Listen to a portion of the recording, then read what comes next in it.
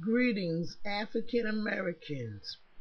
This is the meaning of the second set of letters in NAACPOLOGY. African Americans, we shall not eat the fruit from the tree. This was done by Adam and Eve in the beginning. And as you had read it or either heard about the story in the Bible, they were punished for their misconduct. So we must forbid ourselves for such behaviors that would cause us punishment and a life sentence. What is the life sentence for African Americans?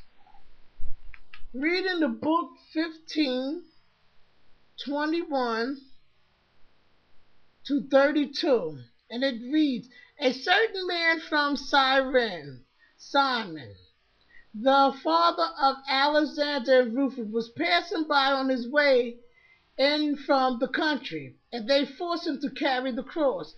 They brought Jesus to the place called Golgotha, which means the place of the scales. Then they offered him wine mixed with myrrh, but he would not take it. And they crucified him, dividing his clothes, and they cast lots to see what would get. It was the third hour when they crucified him. The written notice of the charge against Jesus was, the King of the Jews.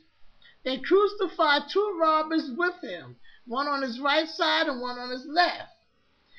Those who passed by heard insults at him, shaking their heads and saying, so, you who are going to destroy the temple and build it in 3 days, 30 come down from the cross and save yourself.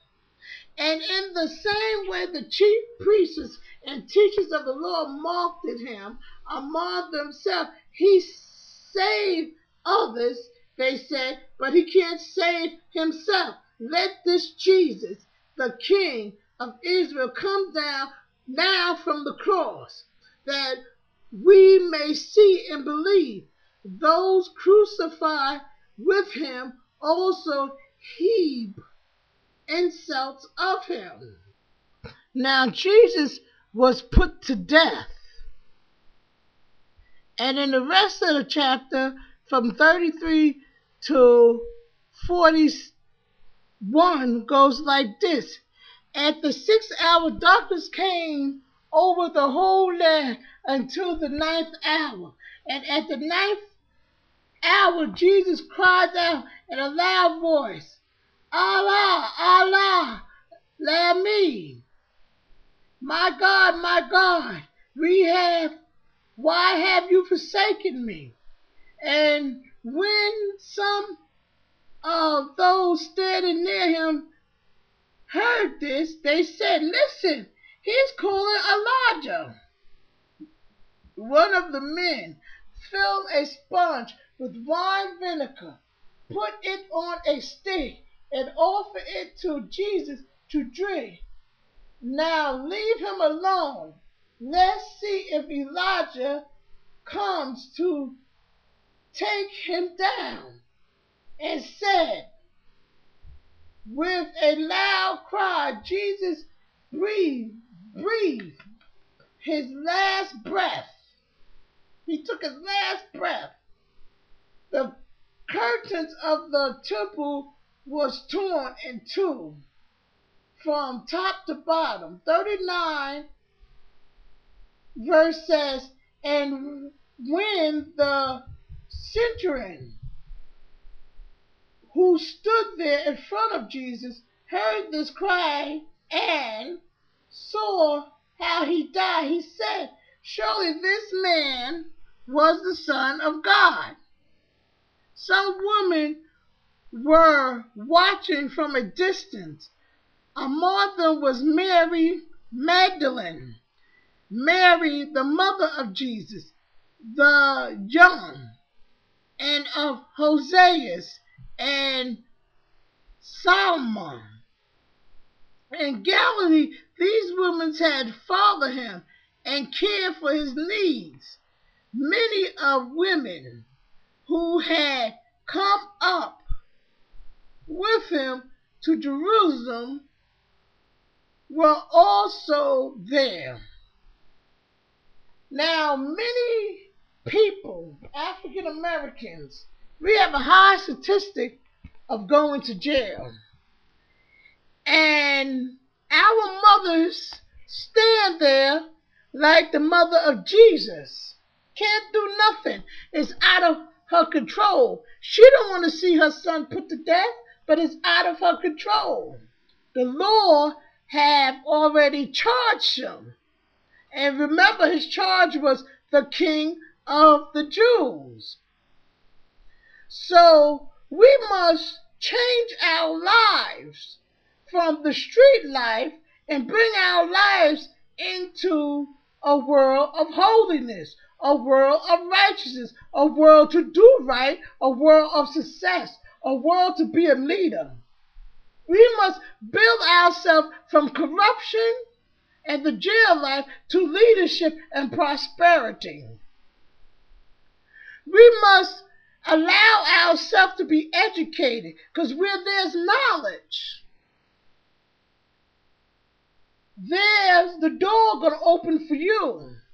You're going to see what you lack, and what you thought that would never be a reality to you will be a reality. But if you continue in your ways of sin, you will die for the things you did wrong in your life. Like the two robbers that was on the side of Jesus. See, they had died.